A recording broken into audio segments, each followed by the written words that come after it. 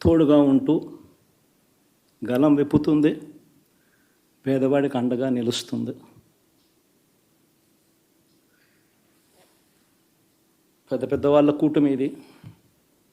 ఢిల్లీలో సైతం శాసించే పరిస్థితుల్లో ఉన్న కూటమి ఇది. ఆ కూటమిలో ఉన్న బీజేపీకి, ఆ కూటమిలో ఉన్న చంద్రబాబు గారికి, ఆ కూటమిలో ఉన్న పవన్ కళ్యాణ్ గారికి అందరికీ కూడా వాళ్ళ గొప్ప విజయానికి అభినందనలు.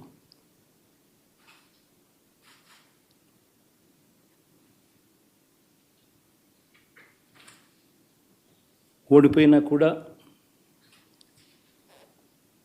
నా ప్రతి కష్టంలో కూడా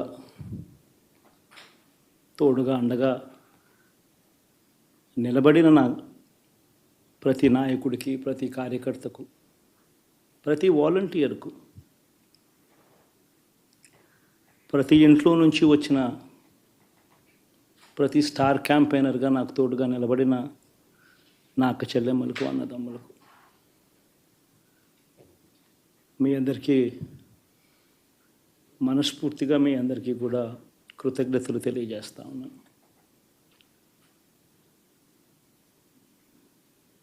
ఏం జరిగిందో తెలియదు కానీ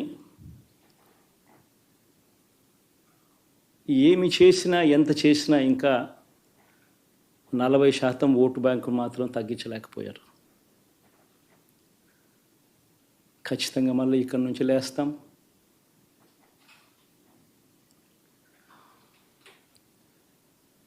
మళ్ళీ ఇక్కడి నుంచి గుండె ధైర్యంతో నిలబడి మళ్ళీ లేస్తాం. ప్రతిపక్షంలో ఉండడం కొత్త కాదు, పోరాటాలు చేయడం అంతకన్నా కొత్త కాదు. నా రాజకీయ జీవితం అంతా కూడా ప్రతిపక్షంలోనే గడిపా, ఈ 5 సంవత్సరాలు తప్ప. పోరాటాలే చేశా. రాజకీయ జీవితంలో ఎవడు చూడని కష్టాలు కూడా అనుభవించా.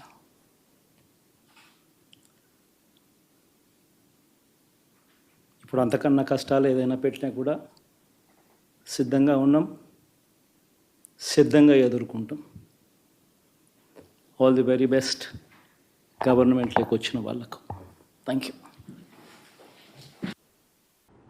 ఎప్పుడైతే మీ పార్టీలో నుంచి నేను నచ్చక బయటకు వచ్చేస్తే, నేను అవమానపడి, రాజకీయంగా నష్టపోయి, నేను కష్టాలు పడి, నేను దండం పెట్టి మీ పార్టీకి నేను బయటకు వచ్చేస్తే, వచ్చిన రోజు నుంచి నన్ను ఎలా టార్చర్ పెడుతున్నారు. ఐరన్ లెగ్ అని చెప్పి మొత్తము జగన్మోహన్ రెడ్డి గారి కుటుంబంతో సహా అందరు లీడర్లకి మెసేజ్లు ఫార్వర్డ్ మీరు చేసింది కాదా? అవేమీ పట్టించుకోకుండా జగన్మోహన్ రెడ్డి గారు, విజయమ్మ నన్ను కన్న కూతురులాగా, జగనన్న సొంత చెల్లెల్లాగా నన్ను ఆశీర్వదించి నన్ను రాజకీయాల్లో ముందుకు నడిపిస్తుంటే, ఏ విధంగా అపోజిషన్ ఎమ్మెల్యేగా నేను అడుగు పెడితే, ఎమ్మెల్యే అయ్యి లోపలికి అడుగుపెట్టిన రోజు నుంచి నువ్వు బ్లూ ఫిలిం చేసావు, నీ క్యారెక్టర్ ఇదే అని చెప్పి ఏ విధంగా ఎస్సీ మహిళలతో అసెంబ్లీ ఆవరణలోనే సీడీలు చూపించిన మీరు ఎందుకు అవి పబ్లిక్గా ఇవ్వరు? ఎందుకు మీరు ప్రెస్కి ఇవ్వరు? నా మీద ఏమో ప్రేమతో పట్టుకున్నారా?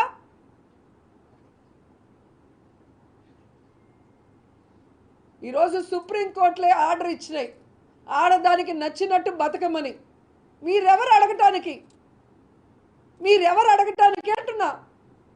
ఈరోజు రాత్రి పగలు నా కుటుంబం కోసం కష్టపడుతూ, తప్పు చేయకుండా, ఎవరి ముందర చేయి చాచకుండా, ప్రజల కోసం, ప్రజలకి సర్వీస్ చేస్తూ, మహిళల హక్కుల కోసం పోరాడుతూ, మహిళా సాధికారత కోసం పోరాడుతూ, దాదాపుగా 20 సంవత్సరాలుగా రాజకీయాల్లో మహిళలందరితో శభాష్ అనిపించుకుంటూ, వాళ్ళ ఆశీర్వాదంతో 2 సార్లు మీరు ఓడించిన తెలుగుదేశం పార్టీ దాంట్లో నుంచి బయటకు వచ్చి, ఈరోజు జగనన్న ఆశీస్సులతో 2 సార్లు ఎమ్మెల్యే అయ్యాను, ఇప్పుడు మంత్రి కూడా అయితే, మీ కడుపు మంటతో నా జీవితాన్ని ఎలాగైనా సర్వనాశనం చేయాలని తెలుగుదేశం పార్టీ కంకణం కట్టుకుందనేది అందరూ గమనిస్తున్న విషయం.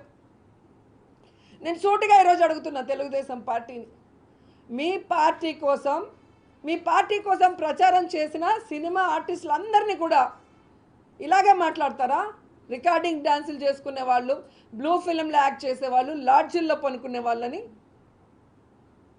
ఈరోజు మీ పార్టీలో ఎన్టీఆర్ గారు స్థాపించిన పార్టీ అనే జయసుధ గారైనా, జయప్రద గారైనా, శారద గారైనా, దివ్యవాణి అయినా, కవిత అయినా, ఎవరైనా కూడా వచ్చారు. కానీ మీరు చేస్తున్న అసహ్యమైన పనులు, మహిళల్ని ఎంత చీపుగా ఒక ఆట వస్తువుగా చూసే మీ విధానం, మహిళల్ని ఏ విధంగా ప్రచారానికి వాడుకొని ఆ తర్వాత వాళ్ళు రాజకీయంగా ఎదగాలంటే వాళ్ళని తొక్కేసే విధానం చూసి అందరూ బయటికి వెళ్ళిపోతున్నారు. ఎందుకు ఈరోజు ఒక్కరు కూడా మీ పార్టీలో మహిళలు లేకుండా వెళ్ళిపోతున్నారో ఒకసారి మీ మనస్సాక్షిని అడిగితే మీకే అర్థమవుతుంది.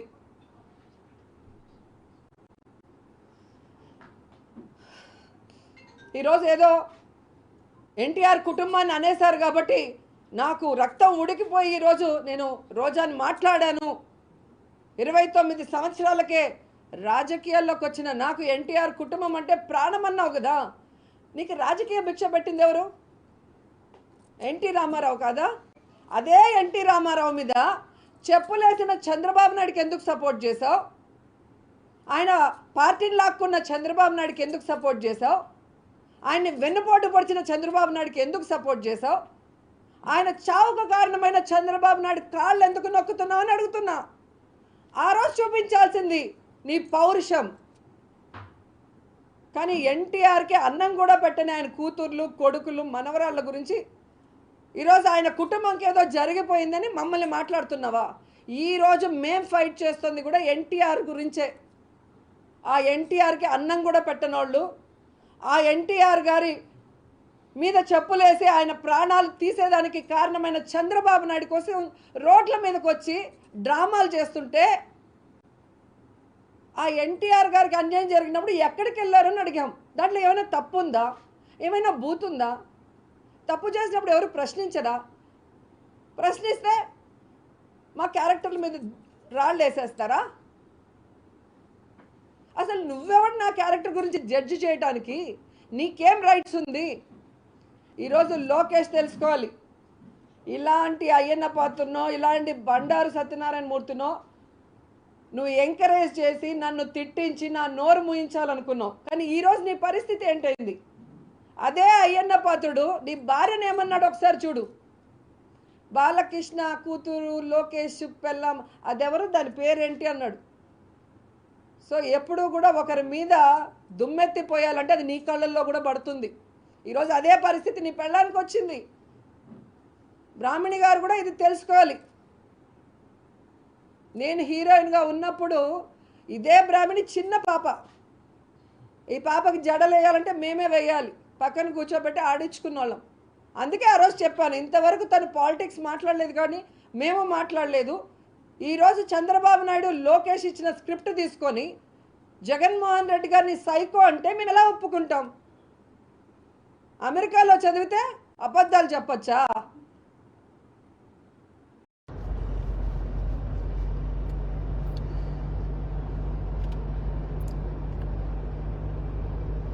Good evening everyone. మొదటగా ఈరోజు వైఎస్ఆర్ కాంగ్రెస్ పార్టీ కోసము, నా కోసము పనిచేసిన ప్రతి ఒక్క కార్యకర్త, ప్రతి ఒక్క నాయకుడు, ప్రజలు అందరికీ కూడా పేరు పేరు ధన్యవాదాలు తెలియజేసుకుంటున్నాను. ఇట్స్ ఎ బిగ్ క్వశ్చన్ ఈ విధంగా. అండ్ గెలిచినటువంటి సత్యకుమార్ కూడా ధన్యవాదాలు తెలియజేసుకుంటున్నాను. కంగ్రాచులేషన్స్. ఇట్స్ బిగ్ క్వశ్చన్ నాకు, అసలు ఎక్కడ ఏమి చేశాము అని. అంటే ఓవరాల్గా కూడా రాష్ట్ర ప్రభుత్వం కావచ్చు, నేను కావచ్చు, ఎప్పుడు కూడా పేదవాళ్ళకు అండగా ఉండాలా, పేదవాళ్ళకు తోడుగా ఉండాలని జగన్మోహన్ రెడ్డి గారు ఆలోచించారు. నేను అదేవిధంగా ఆలోచించినాం. ఈ 5 years అయితే అసలుకు నేను ఎక్కడన్నా విజయవాడ అలాంటి ప్రాంతాలకు పోయి రాత్రి 2 గంటలకు వచ్చినా కానీ మళ్ళీ పొద్దున్నే 7 గంటలకల్లా లేచి ఇంటింటికి వెళ్ళి తిరగడం జరిగింది. వెల్ఫేర్తో పాటు డెవలప్మెంట్ చేయడం జరిగింది. అన్నీ చేసిన.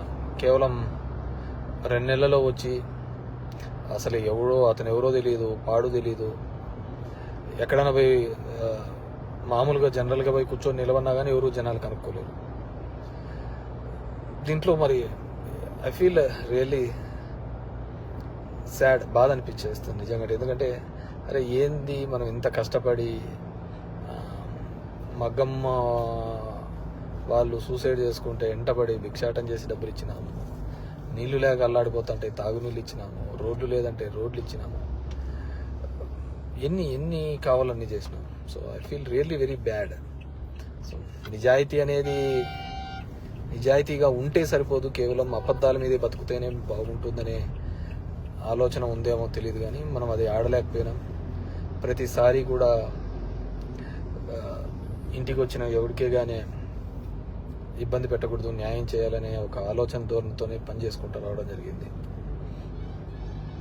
కానీ దురదృష్టం అదే జగన్మోహన్ రెడ్డి కూడా అంతే. మొట్టమొదటిసారి ఒక నాయకుడు పేదవాళ్ళకు మేలు జరగాలి అని ఆలోచించాడు. మేబీ సంక్షేమం ఎక్కువగా చేసి ఉండొచ్చు, ఎప్పుడు లేనంత కదా. అంత మాత్రాన అభివృద్ధి జరగలేదు అనేది మాత్రం అబద్ధమే కదా.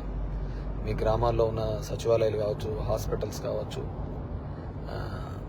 అసలు అవినీతి లేకుండా జరగడం ఏంది? ఇంతకుముందు ఏ విధంగా ఉండేది, ఇప్పుడు ఏ విధంగా ఉండేది, వాటిని కూడా చూడలేకపోవడము దురదృష్టకరమే అనుకోవాలి. సో ఏదేమైనప్పటికీ కూడా నేను దగ్గర ఒక పోస్టల్ బ్యాలెట్తో చూసుకుంటే 2600 ఎంతతో ఓడిపోవడం జరిగింది. ధర్మవరం పట్టణంలోనే నేను నిరంతరము ఎప్పుడు అందుబాటులోనే ఉంటాను. అయినా కానీ తెలుసు మరి ఏమి వాళ్ళకు నచ్చిందో, కొత్తగా వచ్చింది, ఏమి నన్ను ద్వేషించినారో, ఏదైనప్పటికీ కూడా ఇది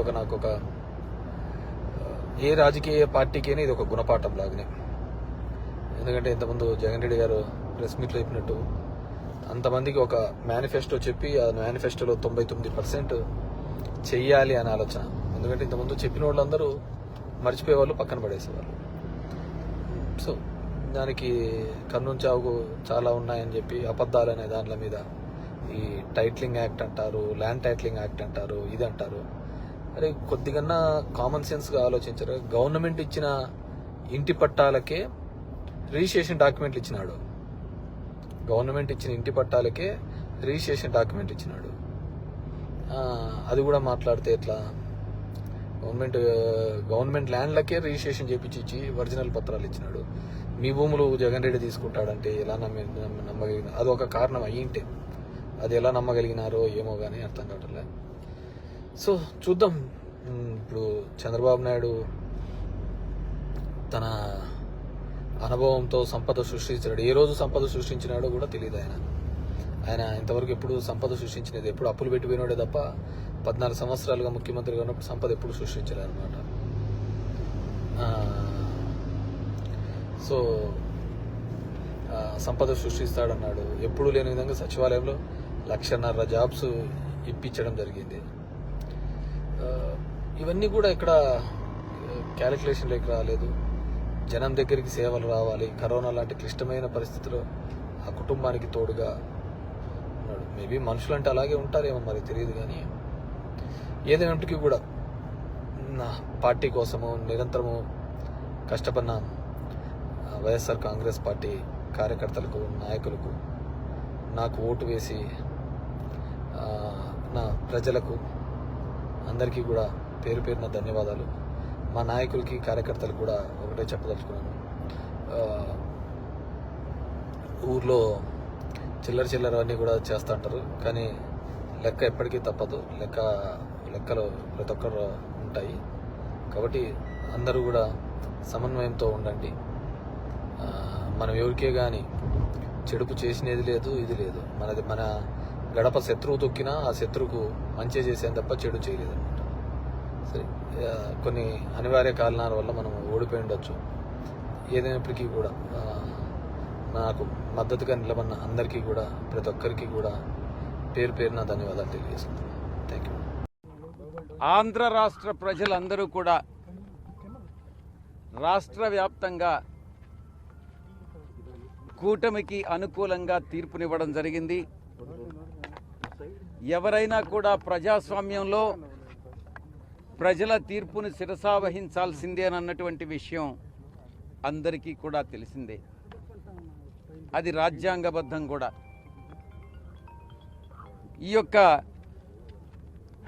వైఎస్ఆర్సిపి మేము ఎదుర్కొన్నటువంటి ఈ యొక్క ఓటమికి కారణాలని సమీక్షించుకోవాల్సి ఉంది. ఎక్కడ పొరపాటు జరిగింది, ఆ పొరపాట్లను ఎలా సరిదిద్దుకోవాలి, ప్రజలకు నచ్చనటువంటిది మేము ఏం చేశాం, మేము చేసినటువంటి పనులని ప్రజలు ఎందుకు ఆదరించలేదు అన్నటువంటి విషయాన్ని కూలంకషంగా చర్చించి ప్రతి నియోజకవర్గం నాయకులతోనూ అందరితో కూడా సమీక్ష నిర్వహించి మా అధ్యక్షుల వారు ఆ తదుపరి కార్యాచరణ చేపడతారన్నటువంటి విషయాన్ని మీ అందరికీ కూడా తెలియజేసుకుంటా ఉన్నా. విజయవంతంగా చేర్చినప్పటికీ దాన్ని ప్రజలు అంగీకరించలేకపోయారా? లేకపోతే సచివాలయ వ్యవస్థలను తీసుకొని వచ్చి పనులన్నీ కూడా గ్రామాల్లోనే జరిగేటువంటి విధంగా తీసుకొచ్చినటువంటి మార్పుని వారు అంగీకరించలేకపోయారా? లేదా వాలంటీర్ వ్యవస్థను తీసుకొని వచ్చినటువంటి ప్రతి పథకాన్ని ఇంటి దగ్గరికి గడప దగ్గర తీసుకుని వెళ్ళి ఇచ్చినటువంటి దాన్ని వారు స్వాగతించలేకపోయారా? ఇలాగ అనేక రకాలైనటువంటి మార్పులు స్వతంత్రం వచ్చిన తర్వాత వ్యవస్థల్లో ఇన్ని మార్పులు తీసుకురావడం అనేటువంటిది గతంలో ఎప్పుడు జరగలేదు. నూతనంగా ప్రభుత్వ ఉద్యోగాల కల్పన కానివ్వండి, దాదాపు సచివాలయ వ్యవస్థ ద్వారా 1,30,000 మందికి ఉద్యోగ అవకాశాలు కానివ్వండి, అలాగే ఆర్టీసీకి సంబంధించినటువంటి ప్రభుత్వంలో విలీనం చేసేటువంటి దాంట్లో కానివ్వండి, ఇలా రకరకాలైనటువంటి నిర్ణయాలు వ్యవస్థల్లో తీసుకుని వచ్చి మార్పులు తీసుకుని వచ్చి ఇన్ని పెద్ద ఎత్తున చేసినటువంటి సంస్కరణల్ని ప్రజలు స్వాగతించలేకపోయారా? ఇవన్నీ కూడా దీని మీద అంటే లేదా ఇన్ని కార్యక్రమాలు చేసాం ఇంకా ఏదైనా చేస్తే బాగుంటుందని చెప్పి ఆశించారా? వీటన్నిటికి కూడా క్వశ్చన్ మార్క్స్ అనేటువంటిది వైఎస్ఆర్ కాంగ్రెస్ పార్టీ మీద ముందు ఉన్నాయి. దీనికి అన్నిటి కూడా సమాధానాలు వెతుక్కోవాల్సినటువంటి అవసరం మా మీద ఉంది. డెఫినెట్ గా ఆ రకంగా ముందుకెళ్లేటువంటి ప్రయత్నం చేస్తాం. అన్ని రకాలుగా కూడా ఈరోజు నిన్న ఫలితాలు వచ్చిన తర్వాత చంద్రబాబు నాయుడు గారు కానీ తర్వాత పవన్ కళ్యాణ్ గారు కానీ మాట్లాడినటువంటి మాటలు చూస్తాం. పవన్ కళ్యాణ్ గారు ఏ రకంగా దాడులు చేయాలనేటువంటిది మా ఉద్దేశం కాదు అనేటువంటి మాట వారు వ్యతిరేకంగా వారు చెప్పారు. చంద్రబాబు నాయుడు గారు ఆ మాట చెప్పినట్టుగా నేనైతే చూడలేదు. కానీ గడిచినటువంటి 48 గంటలుగా రాష్ట్ర వ్యాప్తంగా అనేక ప్రాంతాల్లో జరుగుతున్నటువంటి దాడుల్ని దయచేసి ఖండించాల్సినటువంటి బాధ్యత కూడా ప్రతి ఒక్కరి మీద ఉంది. ఇంట్లోంచి బయటికి పిలిచి పేరు పెట్టి పిలిచి బయటికి ఏ రకంగా దాడులు చేస్తున్నారు అనేటువంటిది మనం చూస్తా ఉన్నాం. సామాన్యమైనటువంటి ప్రజల్ని వైఎస్ఆర్ కాంగ్రెస్ పార్టీకి ఓటేశారని చెప్పి అనుకున్నటువంటి ప్రతి ఒక్కరిని ఇళ్లలోంచి బయటికి పిలిచి కొడుతున్నటువంటి సందర్భాలు కూడా మనం చూస్తా ఉన్నాం. ఇది ప్రజాస్వామ్యానికి ఏ రకమైనటువంటి మెసేజ్ని ఇస్తుందో అనేటువంటిది కూడా వారు ఇంకా ప్రమాణ స్వీకారాలు చేయకముందే ఈ పరిస్థితి ఉంది. ఒకసారి ఆలోచన చేయమని చెప్పి కోరుతా ఉన్నాం. గెలుపోటములు అనేటువంటివి రాజకీయాల్లో సర్వసాధారణంగా ప్రతి 5 సంవత్సరాలకు ఒకసారి ఎన్నికలు జరుగుతూ ఉంటాయి. తప్పకుండా దాన్ని ఏ రకంగా అధిగమించాలి, ఏ రకంగా ఓడిపోయినటువంటి వారు రేపు మళ్ళీ ఎలా గెలవాలని చెప్పి చూస్తాం. గెలిచినటువంటి వారు దీన్ని ఎలా నిలబెట్టుకోవాలనేటువంటి ప్రయత్నం చేయాలి. అంతే తప్ప ఈ రకమైనటువంటి పరిస్థితులు అనేటువంటిది ప్రజాస్వామ్యానికి సరైనటువంటి పద్ధతి కాదు అనేటువంటిది బలంగా నమ్ముతున్నటువంటి వ్యక్తులు. ఈరోజు ఉదాహరణకి నా వరకు నా కుటుంబం దాదాపు 10 ఎలక్షన్స్ లో పోటీ చేశాం. 4-5 సందర్భాల్లో గెలిచాం, 4-5 సందర్భాల్లో ఓడిపోయాం. ఇవి రాజకీయాల్లో కొత్త కాదు. రాజకీయాల్లో గెలుపోవటం అనేటువంటిది సర్వసాధారణంగా జరిగేటువంటి ప్రక్రియ. ఓడిపోయినటువంటి వాడు బలహీనుడు కాదు, గెలిచినటువంటి వాడు బలవంతుడు కాదు. ప్రజల కోసం నిరంతరం తప్పించి ప్రజల కోసం ప్రజా సమస్యల మీద పోరాటం చేసేటువంటి వ్యక్తులు నాయకులుగా గుర్తింపబడతారు తప్ప రేపు డెఫినెట్ గా జగన్మోహన్ రెడ్డి గారు ఏదైతే చెప్పారో వాయిస్ ఆఫ్ ద వాయిస్లెస్. ప్రజల తరపున, ప్రజా సమస్యల తరపున, ప్రజలకు ఉన్నటువంటి అవసరాల తరపున గొంతుగ్గా నిలబడేటువంటి కార్యక్రమం నిరంతరం ఈ కంఠంలో ప్రాణం ఉన్నంత వరకు జరుగుతూనే ఉంటది అన్నటువంటి విషయాన్ని కూడా ఈ సందర్భంగా తెలియజేస్తా ఉన్నా.